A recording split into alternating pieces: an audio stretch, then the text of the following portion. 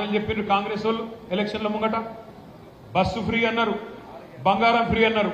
నేను వచ్చేటప్పుడు వింటున్న గోపి మాట్లాడుతుంటే కళ్యాణ లక్ష్మి అని 1,116 రూపాయలు కేసీఆర్ గారు ఇస్తే మీ ఎమ్మెల్యే గోపి ఏం చేస్తుండే?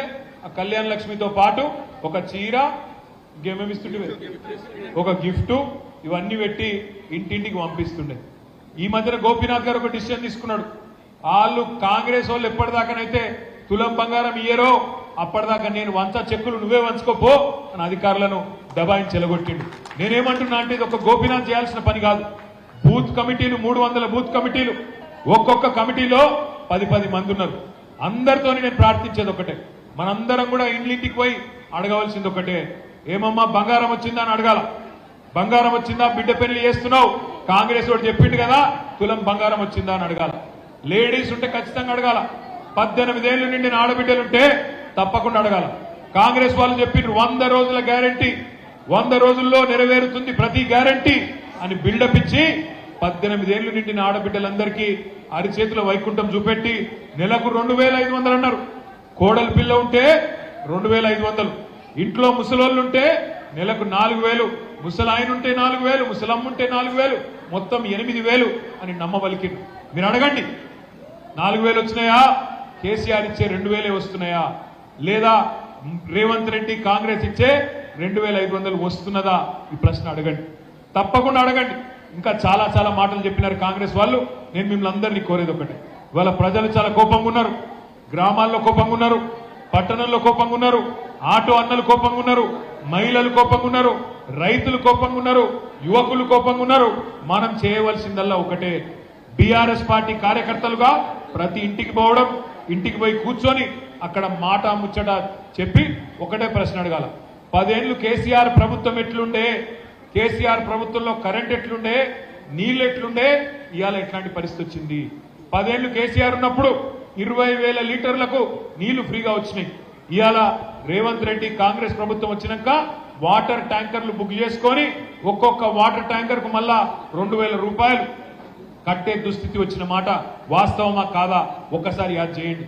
హైదరాబాద్ లో ఇవాళ కనీసం మంచినీళ్ళు ఇవ్వలేని గవర్నమెంట్, సరిగ్గా కరెంటు కూడా సరఫరా చేయలేని గవర్నమెంట్, కేసీఆర్ గారు చేసిన మంచి పనులను కనీసం కొనసాగించలేని గవర్నమెంట్ ఇవాళ ఉన్నది అనే మాట గుర్తు చేయండి. మనం పెట్టినాం డాక్టర్ బాబాసాహెబ్ బిఆర్ అంబేద్కర్ విగ్రహం, ప్రపంచంలోనే అతి పెద్దదైన విగ్రహం, 125 ఫీట్ల ఎత్తైన విగ్రహం పెట్టినాం హైదరాబాద్ నడిబొడ్డున నెక్లెస్ రోడ్డు మీద. ఈ ముఖ్యమంత్రి ఎంత కుసంస్కారి అంటే, ఎంత హీనమైన మనస్తత్వం అంటే, ఆయన కనీసం మన అంబేద్కర్ జయంతి నాడు ఆ విగ్రహం దగ్గర సాఫ్ సఫాయి చేయించలే, కనీసం ఆ విగ్రహానికి దండ కూడా వేయకుండా తాళం పెట్టి ఎవరు రానియకుండా చేసిన మూర్ఖుడి ముఖ్యమంత్రి. ఎందుకు? ఆయన కోపం ఒకటే, ఆ విగ్రహం పెట్టింది కేసీఆర్, అందుకే ఎవరు పోవద్దు, దండ వేయద్దు.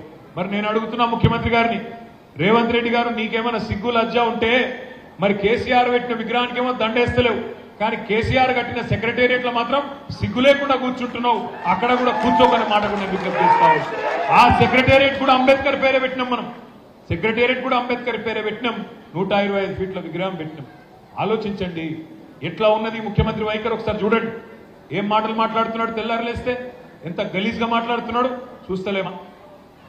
పేగులు కట్ చేస్తా, జేబుల కత్తెర పెట్టుకొని తిరుగుతున్నా అని మాట్లాడుతున్నాడు ముఖ్యమంత్రి. నాకు నిన్ననే ఒక మిత్రుడు ఫోన్ చేసిండు, సూర్యాపేటకి వెళ్ళి ఫోన్ చేసి చెప్తున్నాడు, వాళ్ళ కాడ ఒక బస్సులలో ఫుల్ రష్ అయింది, మీకు తెలుసు, ఫ్రీ బస్సు పెట్టినాక ఆగమాగం అయిపోయింది. ఇవాళ మీకు అందులో కూడా రకరకాల కథలు ఉన్నాయి. బస్సులో ఆయనతో ఒక జేబు దొంగను పట్టుకున్నారట సూర్యాపేటలో. పట్టుకుంటే పోలీసు వాళ్ళు తీసుకుపోయి పోలీస్ స్టేషన్లో పెట్టి ఒక్కటి చంపిన వాళ్ళు. ఏమేమి దోసుకున్నావు తీ బయటకని. నేనేడా దోసుకున్నా సార్, నేనేం దోసుకోలేదంట. మరి నీ జేబులో కత్తెర ఎందుకు కుదిరా అని అడిగిరాడు. అంటే వాడు అంటున్నాడు, ముఖ్యమంత్రి జేబులో కత్తెర పెట్టుకొని తిరుగుతుండు, నేనేది పెట్టుకొని తిరగదు సార్. అరే ముఖ్యమంత్రి చెప్తున్నాడు జేబులో కత్తెర పెట్టుకొని తిరుగుతున్నా అని, నేనేది పెట్టుకోవద్దు సార్, జేబులో కత్తెర పెట్టుకొని తిరుగుడే నేరమా అని వాడు దబాయిస్తున్నాడు. ముఖ్యమంత్రి మాట్లాడే మాటలు ఏందండి? జేబులో కత్తెర పెట్టుకొని తిరుగుతున్నా, కట్ చేస్తా, మెడల పేగులు వేసుకుంటా. ఎవడు తిరుగుతాడు మెడల పేగులు వేసుకొని? నువ్వేమైనా పోటీ కొట్టేటోనువా? ఏమైనా బుద్ధి జ్ఞానం ఉన్నదా? ఏ ముఖ్యమంత్రినా జేబులో కత్తెర పెట్టుకొని తిరుగుతున్నాడు. ఇంకో మాట అంటాడు, లంకె బిందెలు ఉంటాయనుకొని వచ్చినా ఇక్కడ మొత్తం ఖాళీ కుండలు ఉన్నాయని చెప్తున్నాడు. ఎవడు తిరుగుతాడు లంకె బిందెల కోసం? దొంగలు లంగలు తిరుగుతారు. గడపారలు పట్టుకొని తటపారలు పట్టుకొని నెత్తి మీద బట్ట కప్పుకొని అర్ధరాత్రి పాడుబడ్డ గుళ్ళల్లా గడిలల్లా లంగలు దొంగలు తిరుగుతారు.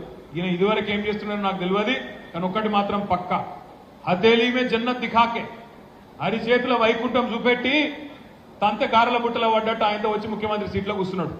అప్పటికెళ్ళి ఆయనకు సమజ్ అయితే లేదు. నెలకు 2500 ఎట్లియానో తెలియదు, 4000 రూపాయలు ఎట్లియానో తెలియదు. నోటికి ఎటుపడతాడు మైక్ పట్టుకోగా ఎటుపడతాడు ఒర్రిండు, ఇప్పుడు ఇరుక్కున్నాడు. నేను రుణమాఫీ చేస్తాను 2 లక్షలు, ఎట్లా చేయాలనో తెలియదు. అందుకే ఇప్పుడు కొత్త కథ ఏం మొదలు పెట్టిండు, ఫోన్ టాపింగ్ స్కామ్, ఈ స్కామ్ ఆ స్కామ్, రోజుకొక్క స్కామ్ అని చెప్పి డ్రామా.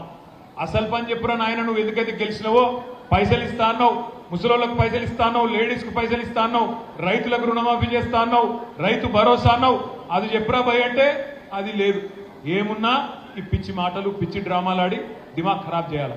నేను మీ అందరినీ కోరేది ఒకటే, హైదరాబాద్ బాగుండాలంటే హిందువులైనా ముస్లింలైనా సిక్కులైనా క్రిస్టియన్లైనా కలిసిమెలిసి ఉండే వాతావరణం ఉండాలి.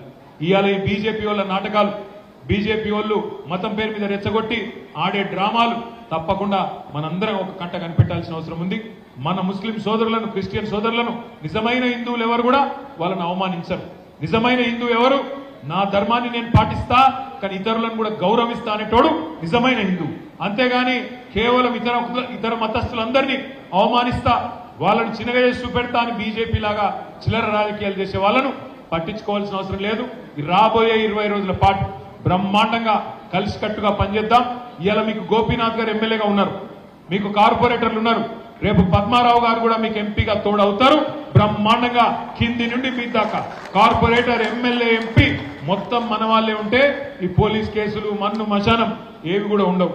రేపు పద్మారావు గారు గెలిస్తే ఆటోమేటిక్ గా పోలీసు వాళ్ళు కూడా డీల్ అయిపోతారు. వామ్మ వీళ్ళకి జనంలో బాగున్నది, వీళ్ళతో పెట్టుకుంటే పొల్లు అయితే మన భయం వస్తుంది. కాబట్టి నీ స్కూల్కు నోటీసులు రావు, ఇంకొకరికి ఎవరికేం రావు, నువ్వేం టెన్షన్ పడకు.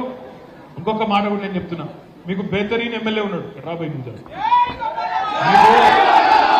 మీకు బేహతరీన్ ఎమ్మెల్యే ఉన్నాడు గోపి, మీకేం టెన్షన్ లేదు. ఎందుకంటే అర్ధరాత్రి పిలిస్తే ఊరికొస్తాడు. ఎక్కడైనా మన కేసు పీస్ అయిందంటే ముంగట వాడే అవసరమైతే నేను జైలుకోతా మా వాళ్ళ కోసం అని మాతో కూడా కొట్లాడే నాయకుడు మాగంటి గోపిన. కాబట్టి నేనేమంటున్నా అంటే మీరు ఎవ్వరు రంది పెట్టుకోకుండ్రి, ఏం పరకూడదు. 4 రోజులు ఉచ్చుకాయిస్తారు. ఇక మీకు తెలియదు ఏముంది, కొత్తగా అయినారు కదా మొన్ననే 4 రోజులు ఉంటుంది డ్రామా. వీళ్ళు వీళ్ళు కొత్తగానే ఒక సబ్ ఇన్స్పెక్టర్ ఊళ్ళకి వచ్చిండు అనుకో, వాడు 4 రోజులు నాటకాలు చేస్తాడు కదా, వీళ్ళు కూడా అంతే కాంగ్రెస్ వాళ్ళు. ఒక్క 4 రోజులు మీరు ఈ పార్లమెంట్ ఎన్నికల తిత్తి తీసి పద్మారావు గారిని గెలిపియంగానే ఎక్కడోడక్కడ చల్లబడతాడు. కాంగ్రెస్ వాడు ఇళ్లకి వెళ్ళి బయటికి రాడు, ఇజ్జత్ మొత్తం పోతుంది. దానం నాగేందర్ ఎమ్మెల్యే సీట్ కూడా వీక్తుంది తొందరలో, ఇది కూడా రాసి పెట్టుకోమని చెప్పి కూడా మీకు విజ్ఞప్తి చేస్తూ, మరి మే 13 తారీఖు నాడు దయచేసి మిమ్మల్ని కోరేది ఒకటే, माहौल बहुत अच्छा बन गया।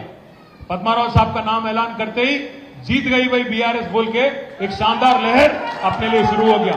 बट पर एक बहुत अहम बात यह है कि अपन लाइट नहीं ले लेना। हैदराबादियों का आदत है, अरे मैं अकेला वोट नहीं दिए तो क्या होता जी, कुछ नहीं फर्क पड़ता, मेरा भाई दे देगा, मेरा अगल बगल वाला जो है उन्हें दे देगा। ऐसा नहीं है, हर एक वोट बहुत कीमती है। इसलिए भाइयों बहनों अक्का చెల్లెలు అన్నదమ్ములతో లైట్ తీసుకోకుండ్రి. ఎలక్షన్ నేను ఒక్కనే ఏకపోతే ఏమైతుంది, నేను ఒక్కదాన్నే ఏకపోతే ఏమైతుంది అనుకోకుండ్రి. ఓటింగ్ శాతం పెంచుదాం. మే 13 నాడు బరాబర్ ఈసారి సికింద్రాబాద్ లో మొట్టమొదటిసారి సికింద్రాబాద్ పార్లమెంట్ మీద లష్కర్ మీద మా పద్మారావు గారిని మా చిచ్చాను బ్రహ్మాండమైన మెజారిటీతో గెలిపించి పార్లమెంట్ పంపిద్దామని మీ అందరూ కూడా విజ్ఞప్తి చేస్తూ, ఆలస్యంగా వచ్చినందుకు మన్నించాలని చెప్పి కూడా కోరుతూ, నిజంగా కూడా మీరు కలుతలేరు ఇంకా కూడా చాలా గ్రేట్. మీరు మీ అందరికీ మళ్ళీ ఒక్కసారి నమస్కారం చెప్తూ జై తెలంగాణ.